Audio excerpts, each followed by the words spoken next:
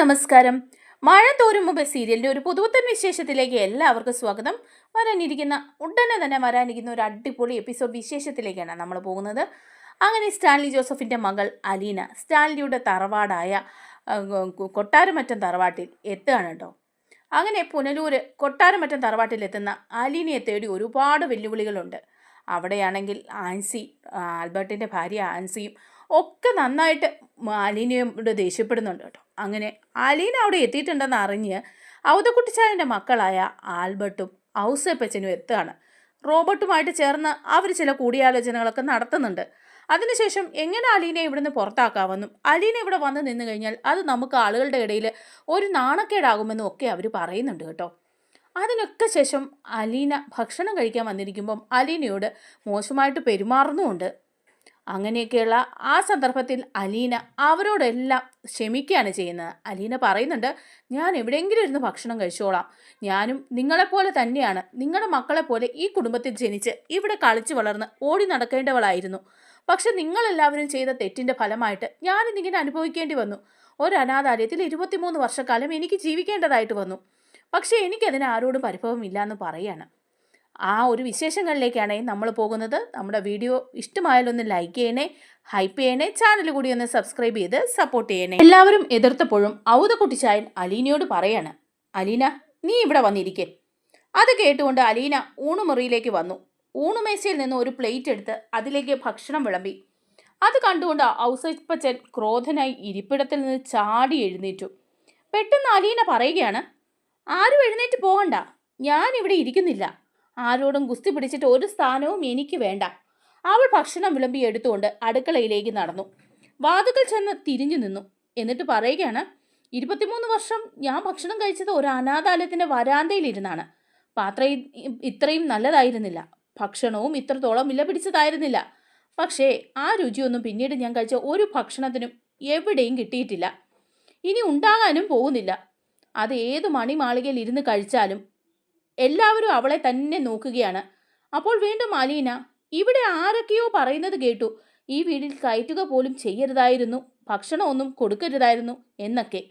ഈ വീട്ടിൽ ഒരു സ്ഥാനവും നേടിയെടുക്കാൻ വന്നതല്ല ഞാൻ, ഒരവകാശവും വേണ്ട, ആരുമില്ലാത്തവളാണെന്ന് വിചാരിച്ച കഴിഞ്ഞ 23 വർഷം ഞാൻ ജീവിച്ചത്. സ്വന്തക്കാരായിട്ട് ഒരുപാട് പേരുണ്ടെന്നറിഞ്ഞപ്പോൾ എല്ലാവരെയും കാണാനൊരാഗ്രഹം ഉണ്ടായി, അതുകൊണ്ട് മാത്രം വന്നതാ. നാളെയോ മറ്റന്നാളോ ഞാൻ തിരിച്ചു പോയിക്കോളാം. അലീന വീണ്ടും തിരിച്ച് കിച്ചണിൽ കയറി 2 നിമിഷം അനങ്ങാതെ അങ്ങനെ നിന്നു. പറയേണ്ടത് മുഴുവൻ പറഞ്ഞില്ല എന്ന് അവൾക്ക് തോന്നി. അവൾ ഇന്നത്തെ കൈകൊണ്ട് ഡോർ കർട്ടൻ വലിച്ച് പിടിച്ചിട്ട് ഊണുമുറിയിൽ കൂടിയിരുന്നവരെ ഒന്നുകൂടി നോക്കി.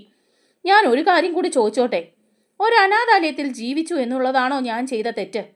ഞാൻ എങ്ങനെയാണ് അനാഥാലയത്തിൽ എത്തിയത്? എൻ്റെ കുറ്റം കൊണ്ടാണോ? ഔസേപ്പച്ചനും ആൽബർട്ടും അടക്കം എല്ലാവരും അമ്പരന്നിരിക്കുകയാണ്. വീണ്ടും അലീന പറയുകയാണ്, കുഞ്ഞുങ്ങൾ അനാഥാലയത്തിൽ എത്തിച്ചേരുന്നത് തീർച്ചയായിട്ടും അവരുടെ തെറ്റുകൊണ്ടല്ല, വേറെ ആരോ ചെയ്ത പാപത്തിൻ്റെ ശിക്ഷ അനുഭവിക്കുന്ന നിരപരാധികളാണ് അനാഥ കുഞ്ഞുങ്ങൾ. നിങ്ങളിൽ ആരൊക്കെയോ ചെയ്ത തെറ്റിൻ്റെ ശിക്ഷയാണ് കഴിഞ്ഞ 23 വർഷം ഞാൻ അനുഭവിച്ചത്, ഇനി അനുഭവിക്കാനിരിക്കുന്നതും.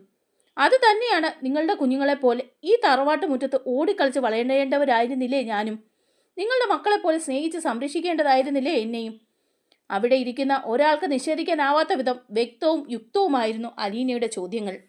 അവളുടെ നേർക്ക് നോക്കിക്കൊണ്ടിരുന്ന കണ്ണുകൾ അധൈര്യത്തോടെ പിൻവലിഞ്ഞു. അല്പം മുമ്പ് വരെ അവളെ കുറ്റപ്പെടുത്തിയിരുന്നവർ ഇപ്പോൾ ഒന്നും പറയാനില്ലാതെ അവനവനിലേക്ക് തന്നെ തലപ്പൊഴുത്തി. ഊണുമുറിയിൽ ഒരു കനത്ത നിശബ്ദത വ്യാപിച്ചു. അലീന കയ്യിലിരുന്ന പ്ലേറ്റുമായി പിന്തിരിഞ്ഞു. ഡോർ കർട്ടൻ വീണ്ടും അവളെ മറച്ചു. ഔതക്കുട്ടിച്ചായൻ ഒരു പ്ലേറ്റിൽ ഭക്ഷണം വിളമ്പിക്കൊണ്ട് എഴുന്നേറ്റു. അയാൾ കിച്ചണിലേക്ക് ചെന്നു. അലീന അപ്പോൾ ടൈല് പാകിയ തറയിൽ ഇരുന്നു കൊണ്ട് ഭക്ഷണം കഴിക്കുകയായിരുന്നു. നീ ഇവിടെയാണോ കുഞ്ഞെ ഇരിക്കുന്നത്? ആ സ്ലാബിലോട്ടിരുന്ന് കഴിച്ചുകൂടെ? ഇതാ വലിയപ്പച്ച സുഖം. ഇത് പറഞ്ഞുകൊണ്ട് അലീന ഒന്ന് പുഞ്ചിരിച്ചു. ഔതക്കുട്ടിച്ചായൻ വന്ന അലീനയുടെ സമീപത്തിരുന്ന് പ്ലേറ്റ് താഴെ വെച്ചു. അയ്യോ, വല്യപ്പച്ചൻ എന്തിനാ ഇങ്ങോട്ട് വന്നത്? അവിടുന്ന് ഭക്ഷണം കഴിച്ചാൽ പോരായിരുന്നോ? ഞാൻ ഓർത്തു നീ ഒറ്റയ്ക്കാണല്ലോ എന്ന്. നിനക്കൊരു വിഷമമില്ലേ മോളെ? ഞാനല്ലല്ലോ വല്യപ്പച്ച, നിങ്ങളൊക്കെയല്ലേ വിഷമിക്കേണ്ടത്. ഒരു പെൺകുഞ്ഞിനോട് ഇത്രയും കാലം ചെയ്തു പോന്ന അനീതി ഓർത്ത് നിങ്ങളൊക്കെയല്ലേ സങ്കടപ്പെടേണ്ടത്. എനിക്ക് വിഷമങ്ങളെല്ലാം ഞാൻ അനുഭവിച്ചു കഴിഞ്ഞു. പിന്നെ അതുപോലൊരു ഊണുമേശയിൽ ഇരുന്ന് ഭക്ഷണം കഴിക്കുന്നതിനേക്കാൾ എനിക്ക് സന്തോഷം അനാഥ കുഞ്ഞുങ്ങളുടെ ഇടയിലിരുന്ന് കിട്ടിയ ഭിക്ഷച്ചോർ ഉണ്ണുന്നതാണ്. ഔതക്കുട്ടിച്ചായൻ്റെ തലയും താനേ താണുപോയി. അതുകൊണ്ട് അലീന പറയുകയാണ്, എന്നാലും വലിയപ്പച്ചൻ കൂട്ടിരിക്കാൻ വന്നത് അതെനിക്ക് ഇഷ്ടമായി കേട്ടോ. അല്ലെങ്കിലും കുളത്തുപുഴയെ വെച്ച് നമ്മൾ ഒറ്റ കക്ഷിയല്ലേ, നമ്മളെ ആർക്കെങ്കിലും തോൽപ്പിക്കാൻ പറ്റുമോ? തുടർന്നവർ രണ്ടുപേരും ഒരുമിച്ചിരുന്ന് ഭക്ഷണം കഴിച്ചു. ഊണുമുറിയിൽ നിന്ന് സംഭാഷണങ്ങൾ ഒന്നും കേൾക്കാനുണ്ടായിരുന്നില്ല. ആൽബർട്ടും ഔസേപ്പച്ചനും രാത്രി തന്നെ അവരവരുടെ വീടുകളിലേക്ക് മടങ്ങി. റോബർട്ട് ബെഡ്റൂമിൽ വന്നു നോക്കിയപ്പോൾ കുട്ടികൾ രണ്ടുപേരും അയ്യോ അവരെവിടെ പോയി? അയാൾ ആൻസിയെ വിളിച്ചു. എടി പിള്ളേരെന്തിയേ? ആൻറ്റി കഥ പറയുമെന്നും പറഞ്ഞ് ദിയാമോള് പോകുന്നത് കണ്ടു. അതിനു പുറകെ മോനും അങ്ങ് പോയി. അവർക്ക് നാളെ സ്കൂളിൽ പോകണ്ടേ, കഥ കേട്ടോണ്ട് കിടന്നാൽ മതിയോ? റോബർട്ട് കുട്ടികളെ തിരക്കി അലീനയുടെ റൂമിന്റെ വാതിക്കലെത്തി. കട്ടിലിന്റെ ക്ലാസ്സിൽ തലേണ വെച്ച് ചാരിക്കിടക്കുകയാണ് അലീന. ജോൺ ബോൾ അവളുടെ മീതെ കാലിന്മേൽ കാല് കയറ്റി വെച്ച് മലർന്നു കിടക്കുന്നു. അലീനയുടെ വലതു കൈ അവനെ പിടിച്ചിട്ട് കഴുത്തിന്റെ കീഴെ അമർത്തി വെച്ചിട്ടുണ്ട്. അലീനയുടെ ഇടത് കൈ മടക്കിൽ തല വെച്ച് പറ്റിച്ചേർന്ന് കിടക്കുകയാണ് ദിയാമോൾ. റോബർട്ടിനെ കണ്ടതും അലീനയുടെ കഥ പറച്ചിൽ നിലച്ചു. പെട്ടെന്ന് റോബർട്ട് ശബ്ദം ഉയർത്തി ചോദിക്കുക, കഥയും കേട്ടോണ്ട് കിടന്നാ മതിയോ, ഉറങ്ങണ്ടേടാ? ഉടനെ പപ്പയുടെ ഒച്ച വെല്ലുന്ന ശബ്ദത്തിൽ ജോൺ ബോൾ തിരികെ ചോദിക്കുക, പപ്പ എന്തിനാ ഇപ്പൊ ഇങ്ങോട്ട് വന്നേ? എടാ നിങ്ങൾ ഇങ്ങോട്ട് എഴുന്നേറ്റ് വന്നേ, അവിടെ ഇങ്ങനെ കിടന്നാൽ രാവിലെ സ്കൂളിൽ പോകണ്ടല്ലേ? അപ്പോൾ ദിയാമോൾ, ഇല്ല പപ്പ പൊയ്ക്കോ, ഞങ്ങൾ ഉറങ്ങിക്കോളാം. മോളെ നാളെ സ്കൂളിൽ പോകേണ്ടതാണെന്ന്. പപ്പ ഇപ്പോൾ കഥ തീരും, ഞങ്ങൾ ഇവിടെ കിടന്നോളാം. പെട്ടെന്ന് റോബർട്ട് ശബ്ദം താഴ്ത്തി, മോനെ നീ ഒന്ന് എഴുന്നേറ്റേ. ഇതും പറഞ്ഞുകൊണ്ട് റോബർട്ട് ജോൺ ബോളിനെ എടുക്കുവാൻ കുനിഞ്ഞു. അവൻ പെട്ടെന്ന് അലീനയുടെ മീതെ കമഴ്ന്നു കിടന്ന് രണ്ട് കൈയും അവളുടെ പുറത്തു കൂടിയിട്ട് കെട്ടിപ്പിടിച്ച് വയറിന് മീതെ തല വെച്ച് ആമയെ പോലെ അങ്ങനെ പതുങ്ങി കിടന്നു. അപ്പോൾ അലീന റോബർട്ടിനോട് പറയുകയാണ്, ഇനി ഒരു 5 മിനിറ്റ് കൂടിയേ ഉള്ളൂ. അത് കേട്ടുകൊണ്ട് റോബർട്ട് തിരികെ പോയി. അവർ കഥ കേൾക്കുകയാടി, ഇപ്പോൾ തന്നെ വിട്ടേക്കാമെന്ന് അവൾ പറഞ്ഞു. റോബർട്ട് ആൻസിയോട് പറയുകയാണ്, പക്ഷേ 10 മിനിറ്റ് കഴിഞ്ഞിട്ടും കുട്ടികളെ കാണാൻ ആൻസി എഴുന്നേറ്റ് പോയി. അവിടെ കഥ പറച്ചിൽ നിലച്ചിരുന്നു. മോൻ അലീനയുടെ ഉദരത്തിലേക്ക് മുഖം വെച്ച് കമഴ്ന്നു കിടക്കുന്നു, ഉറങ്ങുന്നു. അലീനയുടെ വലതു കൈത്തലം അവന്റെ പുറത്ത് താളം പിടിക്കുന്നുണ്ട്. അലീനയുടെ തോളത്തേക്ക് തല കയറ്റി വെച്ച് അവളോട് ചേർന്ന് കിടന്ന ദിയാമോളും ഉറങ്ങിക്കഴിഞ്ഞു. അവളെ ഇടത് കൈകൊണ്ട് അടക്കി പിടിച്ച് അലീന ആൻസി അതും നോക്കി ഏതാനും നിമിഷം അവിടെ നിന്നു. അലീന ആൻസിയുടെ മുഖത്തേക്ക് തന്നെ നോക്കി തുടർന്ന് പറയുക, അവർ രണ്ടുപേരും നല്ല ഉറക്കമായി. ആൻസി വീണ്ടും ഒരു നിമിഷം സംശയിച്ചു നിന്നിട്ട് പറയുകയാണ്, ലൈറ്റ് അണച്ചേക്കാം. തുടർന്ന് അവർ സ്വിച്ച് ബോർഡിലേക്ക് കൈനീട്ടി ലൈറ്റ് ഓഫ് ചെയ്തു. അവൾ ഒരു നിഴൽ പോലെ അതിനപ്പുറത്തേക്ക് ഇറങ്ങുകയാണ്. അലീന കണ്ടു ആൻസി തന്നെ വാതിലിൽ ചാരി അലീനയുടെ കണ്ണിൽ മയക്കം കയറി കഴിഞ്ഞപ്പോഴേക്കും മൊബൈൽ ഫോൺ ശബ്ദിച്ചു. അലീന തലയണയ്ക്കിടയിൽ നിന്നും സെറ്റ് എടുത്ത് കാതോട് ചേർത്തു. ഹലോ, നീ ഉറക്കം പിടിച്ചോ? ഒരു പരുക്കൻ സ്വരം. അയ്യോ പപ്പയാണോ? ഞാനൊന്ന് മയങ്ങിപ്പോയിരുന്നു. ആ എന്നാ വെച്ചേക്കാം. അല്ല പപ്പ എവിടെയാ? ഞാൻ ട്രിവാൻഡ്രത്തുണ്ട്. എങ്ങനെയുണ്ട് നിനക്കവിടെ? സുഖമാണോ പപ്പ? ആൽബിയും മൗസേപ്പച്ചനും അവിടെ വന്നിട്ടുണ്ടായിരുന്നോ? ആ വന്നിരുന്നു. പപ്പ എങ്ങനെ അറിഞ്ഞു? എനിക്കറിയാം. എന്നിട്ട് അവർ എന്തു പറഞ്ഞു നിന്നോട്? ഒന്നും പറഞ്ഞില്ല. സ്റ്റാൻലി അല്പനേരം മൗനമായി നിന്നു. ആ സമയത്ത് അലീന വീണ്ടും വിളിക്കുകയാണ്, പപ്പ പപ്പ എന്താ മിണ്ടാത്തെ? നാളെ തിരിച്ചു പോകാം അല്ലേ? വേണ്ട പപ്പ, 2 ദിവസം കൂടി ഞാനിവിടെ നിൽക്കട്ടെ. എൻ്റെയും കൂടി തറവാട്ട് വീടല്ലേ പപ്പ. ഇത് നിനക്ക് വിഷമമൊന്നുമില്ലേ? ഇല്ല. ശരി, ഗുഡ് നൈറ്റ്. ഗുഡ് നൈറ്റ് പപ്പ. തുടർന്ന് ആ ഫോണും കയ്യിൽ പിടിച്ച് അലീന അങ്ങനെ ഇരുട്ടത്ത് കിടന്നു. പിറ്റേ ദിവസം രാവിലെ ദിയാമോളെയും മോനെയും വിളിച്ചുണർത്തിയതും പല്ല് തേപ്പിച്ചതും കോഫി തയ്യാറാക്കി കൊടുത്തതും ഒക്കെ അലീനയായിരുന്നു. അവൾ അവരെ പഠിക്കാനിരുത്തി. സ്കൂളിൽ പോകേണ്ട സമയമായപ്പോഴേക്കും കുളിപ്പിച്ച് യൂണിഫോം ഇടിപ്പിച്ചു. കാലിൽ സോക്സും ഷൂസും ധരിപ്പിച്ചു. അവർക്ക് ബ്രേക്ക്ഫാസ്റ്റ് നൽകി ടിഫിൻ കെട്ടിപ്പൊതിഞ്ഞ് എല്ലാ ദിവസവും രാവിലെ വിടുന്ന കലാപഭൂമിയായിരുന്നു. അടിയും വഴക്കും കരച്ചിലും ഉഗ്രശാസനങ്ങളും കൊണ്ട് മുഖരിതമായിരുന്നു ആ ഗൃഹാന്തരീക്ഷം. എന്നാൽ ഇന്ന് രണ്ടുപേരും വളരെ ശാന്തരായിരിക്കുന്നു. അവൾ പറയുന്നതെല്ലാം അവർ അനുസരിക്കുന്നു. ഇടയ്ക്ക് ആൻസി അതിശയത്തോടെ മറിയക്കുട്ടിയോട് പറയുകയാണ്, അടി മേടിക്കാതെ ഒറ്റ ദിവസം പോലും സ്കൂളിലേക്ക് പോയിട്ടില്ല രണ്ടുപേരും. പക്ഷെ ഇതൊരു അത്ഭുതമായിട്ട് തന്നെയായി എനിക്ക് തോന്നുന്നത്. ഉടൻ തന്നെ സ്കൂൾ ബസ് വന്നു. ആൻസി അവരെ സ്കൂൾ ബസ്സിൽ കയറ്റി വിടുവാൻ വേണ്ടി ഇറങ്ങിയപ്പോൾ കുട്ടികൾ തടഞ്ഞു. മമ്മി വേണ്ട, മമ്മി വരണ്ട, ആൻറ്റി കൊണ്ടുവിട്ടാൽ മതി. ഒടുവിൽ അലീന തന്നെ അവരെ റബ്ബർ തോട്ടത്തിൽ നിന്നും പുറത്തേക്കുള്ള റോഡ് വരെ കൊണ്ടുപോയി സ്കൂൾ ബസ്സിൽ കയറ്റി വിട്ടു. ബ്രേക്ക്ഫാസ്റ്റ് കഴിക്കുവാനിരുന്നപ്പോൾ മറിയക്കുട്ടി അലീനയോട് പറയുകയാണ്, ഇപ്പോൾ ആൽബിയും ഔസപ്പച്ചനും ഒന്നുമില്ലല്ലോ, നീ അടുക്കളയിൽ പോയി കഴിക്കണമെന്ന് നിർബന്ധമില്ല. ഡൈനിങ് റൂമിൽ ഇരിക്കാം. അത് വേണ്ട, എനിക്ക് ഊണുമേശയിൽ ഇരുന്ന് കഴിക്കാനുള്ള കൊതി കൊണ്ടല്ലല്ലോ ഞാൻ ഇന്നലെ ചോദിച്ചത്. ഇവിടെയുള്ളവരുടെ മനസ്സിൽ എന്ത് സ്ഥാനമാണോ എനിക്കുള്ളത് അത് മതി. ഇത് പറഞ്ഞിട്ട് അലീന ബ്രേക്ക്ഫാസ്റ്റുമായി അടുക്കളയിലേക്ക് പോയി. ഉച്ചയൂണും അവൾ അടുക്കളയിൽ തന്നെ ഇരുന്നാണ് കഴിച്ചത്. വൈകുന്നേരമായപ്പോൾ അലീന റോബോട്ടിന്റെ കുട്ടികളെ വിളിച്ചിരുത്തി ഹോംവർക്ക് ചെയ്യിപ്പിച്ചുകൊണ്ടിരിക്കുമ്പോൾ 4 അതിഥികൾ ഒരു മാരുതി കാറിൽ എത്തിച്ചേർന്നു. മധ്യവയസ്കയായ ഒരു സ്ത്രീയും 3 കുട്ടികളും. ഔസേപ്പച്ചന്റെ ഭാര്യ വത്സമ്മയും മക്കളും, മൂത്തവൾ സാന്ദ്ര. ഇളയവർ 2 പേർ ആൺകുട്ടികളാണ്, ജോസുകുട്ടിയും അലനും. അലീനയും കാണാൻ എത്തിയതാണെങ്കിലും അവർ അടുത്തു വരാതെ ഒഴിഞ്ഞു മാറി നടന്നു. ഒടുവിൽ അലീന ജോസുകുട്ടിയുടെ അടുത്ത് ചെന്ന് അവനെ നേരിച്ചിട്ട് പരിചയപ്പെട്ടു. കണ്ണട വെച്ച് ഗൗരവക്കാരനായി നിന്ന അവൻ അലീനയുടെ ചോദ്യത്തിന് 1-2 വാക്കിൽ മാത്രം ഉത്തരം പറഞ്ഞു. അവൻ 10ാം സ്റ്റാൻഡേർഡിലാണ് പഠിക്കുന്നത്. മിലനോട് അലീന സംസാരിച്ചപ്പോൾ അലീനയുടെ മുഖത്ത് നോക്കാതെയാണ് അവൻ മറുപടി പറഞ്ഞത്. കുട്ടികളുടെ മനസ്സിൽ തന്നെപ്പറ്റി മുൻവിധികൾ ഉണ്ട് എന്ന് അലീനയ്ക്ക് മനസ്സിലായി. സാന്ദ്രയൊക്കെയാണെങ്കിൽ അലീനയോട് സംസാരിക്കാനേ കൂട്ടാക്കിയില്ല. പേര് ചോദിച്ചപ്പോൾ അവൾ മിണ്ടാതെ മുഖം തിരിച്ചു കളഞ്ഞു. സന്ധ്യയ്ക്ക് ദിയാ മോളെയും മോനെയും കുളിപ്പിച്ച് ഡ്രസ്സ് ഇടിപ്പിച്ച ശേഷം അലീന ഷെറിന് മരുന്ന് കൊടുക്കാൻ പോയി. അവൾ തിരികെ ഹാളിലേക്ക് വന്നപ്പോൾ ദിയാമോൾ മുകളിൽ നിന്നുകൊണ്ട് വിളിച്ചു, ആൻറ്റി ഇങ്ങോട്ട് വാ, ഇവിടെ എല്ലാവരും കളിക്കുക. അലീന സ്റ്റെയർ കേസ് കയറി മുകളിലെത്തി. ലോബിയിലിരുന്ന് ക്യാംസ് കളിക്കുകയാണ് ജോസൂട്ടിയും സാന്ദ്രയും മിലനും. ജോൺ പോൾ ഇടയ്ക്ക് കയറി കോയിൻ അടിച്ചു മാറ്റി പോക്കറ്റിലിടുന്നുണ്ട്. അവൻ പറയുകയാണ്, ആൻറ്റി വാ, ആൻറ്റി കൂടെ കളിക്കേ. ആൻറ്റി ഇവനോട് അടങ്ങിയിരിക്കാൻ പറ, ഇവൻ ഇടയ്ക്ക് കയറി എല്ലാം തെറിപ്പിച്ച് കളയുകയാണ്. ഇത് ദിയാമോളുടെ പരാതിയാണ്. അപ്പോൾ അലീന എന്നെ കൂടി കളിപ്പിക്കാമോ? ആൻറ്റിക്ക് കളിക്കാൻ അറിയാമോ? ആ, എന്നെ പഠിപ്പിക്കണം. ഞാൻ പഠിപ്പിക്കാം. ജോൺ പോൾ ഉത്സാഹം കയറി അലീനയ്ക്ക് വേണ്ടി അവൻ കസേര ഒഴിഞ്ഞു കൊടുത്തു. ജോൺ പോളിനെ എടുത്ത് അലീന തന്റെ മടിയിലിരുത്തി. എന്നിട്ട് ജോസൂട്ടിയോട് പറയാണ്, ജോസൂട്ടി എനിക്കിതൊക്കെ ഒന്ന് പറഞ്ഞു തരണം കേട്ടോ. വേണോ വേണ്ടയോ എന്ന അർത്ഥത്തിൽ ജോസൂട്ടി സാന്ദ്രയെയും മിലനെയും ഒന്ന് നോക്കി. സാന്ദ്ര മുഖം താഴ്ത്തി മിണ്ടാതിരിക്കുകയാണ്. ഒടുവിൽ ജോസൂട്ടി കളിക്കേണ്ടത് എങ്ങനെയാണെന്ന് അലീനയോട് വിവരിച്ചു. കളി തുടങ്ങിയതും സാന്ദ്ര മുഖം വെറുപ്പിച്ച് കസേര വിട്ട് ചാടി എഴുന്നേറ്റു.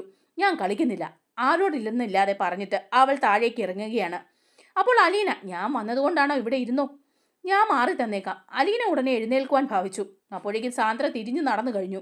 തൊട്ടടുത്ത നിമിഷം കോണിപ്പടി ചുവട്ടിൽ നിന്നും ഒരു അമർച്ച കേട്ടു. അലീനയടക്കം എല്ലാവരും എഴുന്നേറ്റ് ചെന്ന് അവിടേക്ക് നോക്കി. സാന്ദ്ര സ്റ്റെയർ കേസിന്റെ കൈവരിയിൽ പിടിച്ച് ഒറ്റക്കാലിൽ നിന്നുകൊണ്ട് മറ്റേക്കാൾ കുടയുന്നത് കണ്ടു. ഉടനെ മിലൻ ചോദിക്കുകയാണ്, എന്തു പറ്റി ചേച്ചി? ഒന്നും പറ്റിയില്ല. അവൾ മുകളിലേക്ക് നോക്കി ദേഷ്യത്തോടെ വിളിച്ചു പറഞ്ഞിട്ട് അവശേഷിച്ച 2 പടികൾ കൂടി മുടന്തി നടന്ന് താഴേക്ക് ഇറങ്ങി. അത് കണ്ടിട്ട് മിലൻ പറയുകയാണ്, കാലെവിടെയോ തട്ടിയെന്ന് തോന്നുന്നു. വീണ്ടും അവൻ ക്യാരംസ് കളിക്കാൻ വന്നിരുന്നു. ഉടനെ ഒരു ചെറിയ പുഞ്ചിരിയോടുകൂടി ജോസൂട്ടി പറയാണ്, അവൾ ദേഷ്യപ്പെട്ട് ചാടിപ്പോയതാ, അതാ അങ്ങനെ പറ്റിയത്. കളിക്കിടയിൽ ഓരോരോ കാര്യങ്ങൾ സംസാരിച്ചും കളിതമാശകൾ പറഞ്ഞും അലീന ജോസൂട്ടിയുമായും മിലനുമായും ഒരടുപ്പ് സ്ഥാപിച്ചു. കുറെ കഴിഞ്ഞ് കളി മതിയാക്കി അവർ താഴെ എത്തിയപ്പോൾ സാന്ദ്ര ഹാളിലിരുന്ന് TV കാണുന്നുണ്ട്. ഇടതുകാല ടീപ്പോയിൽ എടുത്തു വെച്ച് തടവിക്കൊണ്ടാണ് ഇരിപ്പ്. അലീന അടുക്കളയിലേക്ക് പോയി. രാത്രി ഭക്ഷണത്തിന് ശേഷം ഡൈനിങ് റൂമിൽ എല്ലാവരും ഒത്തുകൂടിയപ്പോൾ അലീന തനിക്കുള്ള ആഹാരവും എടുത്തുകൊണ്ട് അടുക്കളയിലേക്ക് പിൻവലിഞ്ഞു. ഔതക്കുടിച്ചായനും അലീനയ്ക്കൊപ്പം കൂടി. പെട്ടെന്ന് ദിയാമോളും ജോൺ പോളും കൂടി വലിയപ്പച്ചൻ്റെയും ആൻറ്റിയുടെയും കൂടെ ഇരുന്ന് ഭക്ഷണം കഴിക്കണമെന്ന് വാശി പിടിച്ചു. ആൻസി കുട്ടികളെ ശാസിച്ചപ്പോൾ റോബോട്ട് പറയുകയാണ്, എടി അവർക്ക് അതാണ് ഇഷ്ടമെങ്കിൽ അവർ പോയി കഴിച്ചോട്ടെ, നീ വഴക്കുണ്ടാക്കാതെ. അത്രയും കേട്ടപ്പോഴേക്കും 2 ആളും കൂടി ഞങ്ങളും ആൻറ്റിയുടെ കൂടെയാണ് ഇരുന്ന് എന്ന് പറഞ്ഞ് പ്ലേറ്റും ഉയർത്തി പിടിച്ചുകൊണ്ട് ദിയാമോൾ ആദ്യം അടുക്കളയിലേക്ക് ഓടി. അതിനെ പിന്നാലെ ആവേശത്തോടെ ജോൺ പോളും എത്തി. അവനാണ് കൂടുതൽ സന്തോഷം. അലീന അവനെ മടിയിലെത്തി ഇടയ്ക്കിടയ്ക്ക് വാരിക്കൊടുത്തു.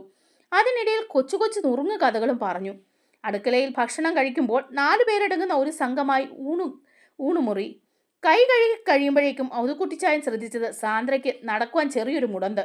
അയാൾ ഉടൻ തന്നെ കാര്യം എന്താണെന്ന് തിരക്കി. അപ്പോൾ സാന്ദ്ര കോണിപ്പടി ഇറങ്ങിയപ്പോൾ കാലൊന്ന് തെന്നിയതാണ്, കാൽ ഉളുക്കിയതാണോ കുഞ്ഞെ? സാരയില്ല വലിയപ്പച്ച. അവൾ പിന്നെയും TVക്ക് മുൻപിൽ ചെന്നിരുന്നു. മിലൻ ഒരു പാക്കറ്റ് പ്ലേയിങ് കാർഡ്സുമായി വന്ന് അവളെ വിളിച്ചു. കഴുത കളിക്കാൻ കൂടുന്നോ? എവിടെ? അലീന ചേച്ചിയുടെ റൂമിൽ. ഏയ് ഞാനില്ല, നിങ്ങൾ പോയി കളിച്ചോ. ഈ സമയത്ത് അലീന ഷെറിനെ കൂടി നിർബന്ധിച്ച് അലീനയുടെ മുറിയിലേക്ക് കൊണ്ടുവന്നു. എന്നിട്ട് പറയുകയാണ്, എനിക്ക് വേണ്ടി റാണി ആൻറ്റിയാണ് കളിക്കുന്നത്. റാണി ആൻറ്റി എന്നിട്ട് എനിക്ക് ഇവിടെ പറഞ്ഞു തരണം കേട്ടോ.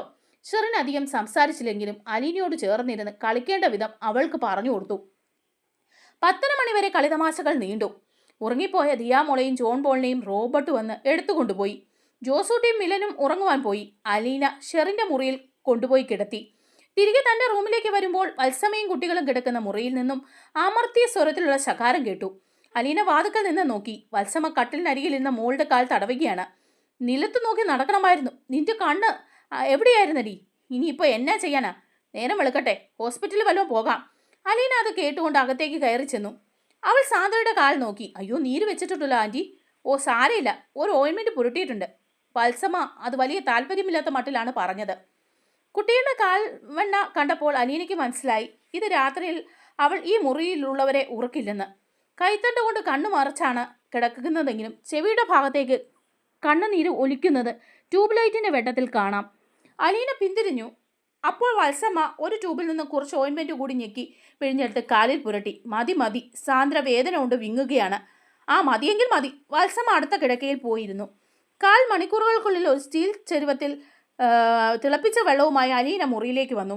ഞാനിത്തിരി ആവി പിടിക്കാം കേട്ടോ, വേദന കുറയും. വേണ്ട, സാന്ദ്ര കാൽ പിൻവലിക്കുവാൻ ഭാവിച്ചു. മോളെ വെറുതെ വാശി പിടിക്കേണ്ട. തുടർന്ന് അലീന ടവൽ തിളപ്പിച്ച വെള്ളത്തിൽ മുക്കി പിഴിഞ്ഞ് പതിയെ സാന്ദ്രയുടെ കണങ്കാലിൽ ആവി കൊളിച്ചു. വെള്ളത്തിന്റെ ചൂട് കുറയുന്നത് വരെ അവൾ അത് ആവർത്തിച്ചുകൊണ്ടിരുന്നു. പിന്നെ എഴുന്നേറ്റ് ഔതക്കുട്ടിച്ചായന്റെ മുറിയിൽ പോയി കുഴമ്പോ എണ്ണയോ ഉണ്ടോ എന്ന് തിരക്കി. ഔതക്കുട്ടിച്ചായൻ മുറിവെണ്ണ എടുത്ത് കയ്യിൽ കൊടുത്തു. അലീന മടങ്ങി സാന്ദ്രയുടെ കട്ടിലിൽ വന്നിരുന്നു. കാലിൽ എണ്ണ പുരട്ടി പതിയെ തടവി കൊടുത്തു. ആവി കൊണ്ടപ്പോൾ തന്നെ സാന്ദ്രയുടെ വേദന അല്പം ശമിച്ചിരുന്നു.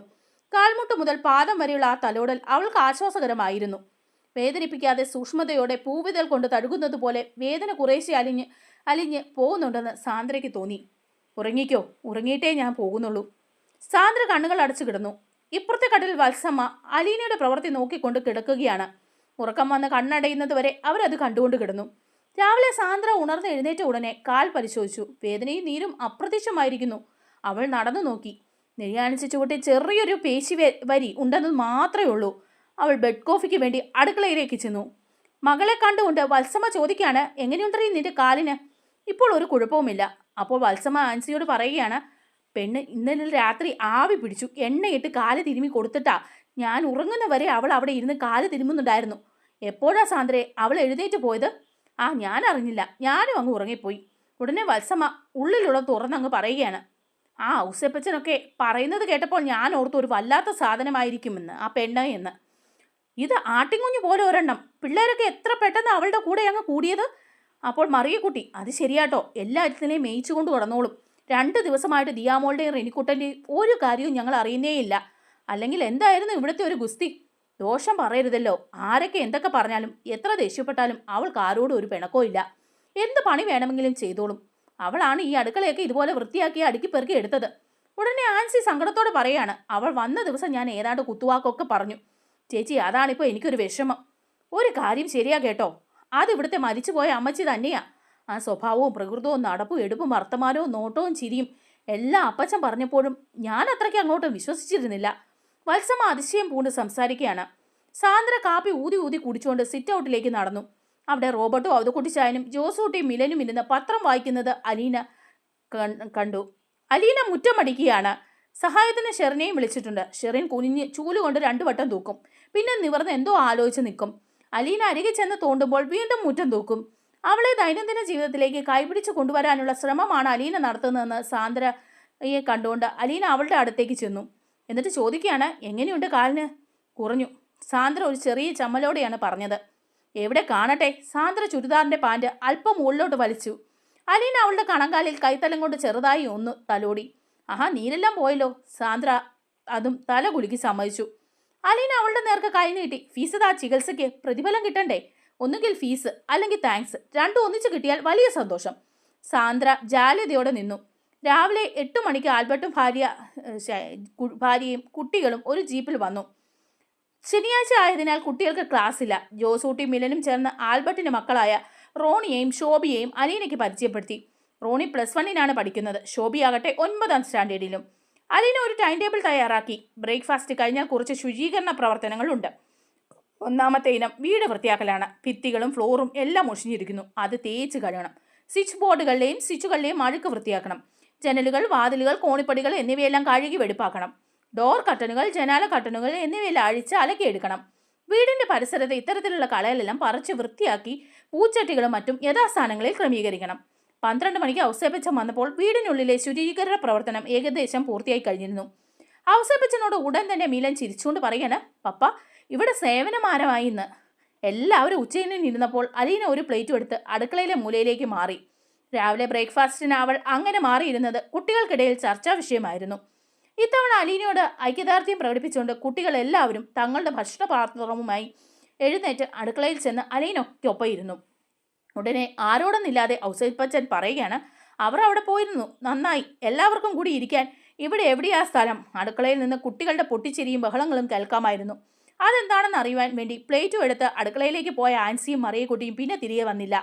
ഉടനെ റോബർട്ട് ജ്യേഷ്ഠന്മാരെ കുറ്റപ്പെടുത്തിക്കൊണ്ട് പറയുക, വല്ല കാര്യം ഉണ്ടായിരുന്നോ ആൽബിച്ചായനും ഔസേപ്പച്ചായനും? അവളെ ഒറ്റപ്പെടുത്താൻ പോയിട്ട് ഇപ്പോൾ നമ്മൾ ഒറ്റപ്പെട്ടു. പിള്ളേരെല്ലാം അവളുടെ കൂടിയാ. അടുക്കളയിൽ നിന്ന് പൊട്ടിച്ചിരിയുടെ ഒരല കൂടി കുതിച്ചെത്തി. അവരവിടെ എന്താ പരിപാടി? മിമിക്രിയോ വല്ല ആണോ? ആകാംക്ഷ അടക്കുവാനാകാതെ അൽസമ എഴുന്നേറ്റു. പുറകെ ഷിച്ചിയും അടുക്കളയിൽ കുട്ടികളെല്ലാം വട്ടത്തിലിരിക്കുകയാണ്. എല്ലാവരുടെയും മുൻപിൽ അവരവരുടെ പ്ലേറ്റുകളുണ്ട്. പെട്ടെന്ന് ജോസൂട്ടി മിലനെ കുറിച്ച് പറയുകയാണ്. അലീന ചേച്ചി, ഇവൻ എന്താ പൊട്ടനാണെന്ന് അറിയാമോ? പപ്പ ഇവന്റെ കയ്യിൽ 200 രൂപയും കൊടുത്തു താറാവിനെ വാങ്ങാൻ വിട്ടു. നല്ല കനമുള്ള ഒരെണ്ണത്തിനെ വാങ്ങണമെന്ന് പ്രത്യേകം പറഞ്ഞാണ് അയച്ചത്. ഇവൻ പോയിട്ട് വെറും കയ്യോടെ ഇങ്ങ് തിരിച്ചു വന്നു. അപ്പോഴേക്കും മിലൻ ഇടയ്ക്ക് കയറി ശബ്ദം ഉയർത്തി പറയുകയാണ്, അയ്യോ പുളുവാണേ, മിമിക്രിക്കാരുടെ കയ്യിൽ നിന്ന് അടിച്ചു മാറ്റിയതാണ്, വിശ്വസിച്ചേക്കല്ലേ. അലീന ചേച്ചി പുളുവാ. ഇവൻ മുഴുവൻ മിലന്റെ തടസ്സം വക വയ്ക്കാതെ ജോസൂട്ടി കുറച്ചുകൂടി ഉച്ചത്തിൽ പറയുക, പപ്പ ഇവനോട് ചോദിച്ചു താറാവിനെ വാങ്ങിയില്ലേ എന്ന്. അന്നേരം ഇവൻ പറയുക, നല്ല കനമുള്ള താറാവിനെ ഒന്നും കണ്ടില്ലെന്ന്. ഇവൻ ചെന്നപ്പോൾ കണ്ട താറാവെല്ലാം വെള്ളത്തിന്റെ മേളിൽ പൊങ്ങിക്കിടക്കുമായിരുന്നെന്ന്. ഇവൻ എന്നാ പൊട്ടനാണോ? അലീന ചേച്ചി ചിരിയുടെ ഒരു മാല പടക്കം അടുക്കളയിൽ പൊട്ടുകയാണ്. വീണ്ടും ചിരിച്ച് ചിരിച്ച് അലീനയുടെ തൊണ്ടയിൽ ചോറും കറിയും വിക്കി. ശ്വാസം കിട്ടാതെ അല്പനേരം വിഷമിച്ചു. അവളുടെ കണ്ണ് നിറഞ്ഞൊഴുകി. റോണി എഴുന്നേറ്റ് അവളുടെ തലയിൽ തട്ടിക്കൊണ്ട് ഒരു കൈ കൊണ്ട് ജോൺ പോൾ എഴുന്നേറ്റ് അവളുടെ തലയിൽ പതുക്കെ ഇടിച്ചു. ഉടനെ റോണി ചോദിക്കുകയാണ്, ഈ ജോസൂട്ടിയുടെ ഒരു മണ്ടത്തരം കേൾക്കണോ അലീന? അല്ലേ ചേച്ചി? വേണ്ട, മതി, എനിക്കിനി ചിരിക്കാൻ വയ്യ, എൻ്റെ വയർ വേദനിക്കുകയാണ്. ഏകദേശം 3:30 മണിയോടെ കൂടി ജോസൂട്ടി പാറ്റും ബോളും എടുത്ത് റബ്ബർ തോട്ടത്തിലേക്ക് ഇറങ്ങി. റോണിയും മിലനും ശോഭയും കൂടെ 2 ടീമായി തിരിഞ്ഞു. കളി തുടങ്ങി. ദിയാമോളെ ടീമിൽ എടുത്തില്ലെന്ന പരാതിയുമായി അവൾ അലീനയെ സമീപിച്ചു. അലീന ഉടനെ സാന്ദ്രയെയും ദിയാമോളെയും ഷെറിനെയും കൂട്ടി ക്രിക്കറ്റ് കളിക്കുന്നിടത്തേക്ക് ചെന്നു. എന്നിട്ട് പറയാ, ഞങ്ങളെയും കൂട്ടണം. ആദ്യമൊക്കെ പറ്റില്ല എന്ന് പറഞ്ഞെങ്കിലും അലീന ആവർത്തിച്ച് പറഞ്ഞതുകൊണ്ട് ആൺകുട്ടികൾ ടീമിൽ ഒരഴിച്ചുപണി നടത്തി. അവരെയും കൂടി ചേർത്തു. കളി കഴിഞ്ഞ ശേഷം വൈകുന്നേരം എല്ലാവരും കൂടി പുരയിടത്തിന്റെ അതിരിലൂടെ ഒഴുകുന്ന തോട്ടിൽ പോയി മീൻപിടുത്തം നടത്തി. അലീനയുടെ കയ്യിലായിരുന്നു ചൂണ്ട. വെള്ളത്തിൽ ഒരു മീനിന്റെ നിഴൽ കാണുമ്പോഴേക്കും എല്ലാവരും കൂടി ഒച്ചയിടും. അലീന ചേച്ചി, ദാ അവിടെ, ഇവിടെ മീനുകളെല്ലാം. ബഹളം കേട്ട് ഓടി ഒളിച്ചു. അവശേഷിക്കുന്ന മീനുകളെ ജോൺ പോൾ കൂടെ വെള്ളത്തിലേക്ക് കല്ല് പെറുക്കി എറിഞ്ഞ് ഓടിച്ചു കളഞ്ഞു. അലീനയുടെ ചൂണ്ടിൽ ഒരൊറ്റ മീൻ പോലും കൊത്തിയില്ല. കൊത്താൻ സമ്മതിച്ചില്ല. സന്ധ്യയ്ക്ക് മുമ്പേ അലീന തന്നെ എല്ലാവരോടും ആട്ടിത്തെളിച്ച് വീട്ടിലേക്ക് രാത്രിയായി. അലീന കുളി കഴിഞ്ഞ് ഡ്രസ്സ് മാറി ബാത്റൂമിൽ നിന്ന് ഇറങ്ങി വരുമ്പോൾ റൂമിന് മുൻപിലെ തളത്തിൽ സാന്ദ്ര കാത്തു നിൽക്കുന്നത് കണ്ടു. നീ എന്താ ഇവിടെ നിൽക്കുന്നേ? ബാക്കിയുള്ളവരൊക്കെ എവിടെ? TV കാണുകയാ. നിനക്കെന്ത് പറ്റി? ഞാൻ അനിയയും ചേച്ചിയും ഒരു സോറി പറയാൻ നിന്നതാ. സാന്ദ്രയുടെ സ്വരം താണു. ആഹാ, ആണോ? എന്നാ പിന്നെ വേഗം പറ, വേഗം. എനിക്കാണെങ്കിലേ ഈ സോറി പറയുന്നത് കേൾക്കാൻ ഭയങ്കര ഇഷ്ടാ.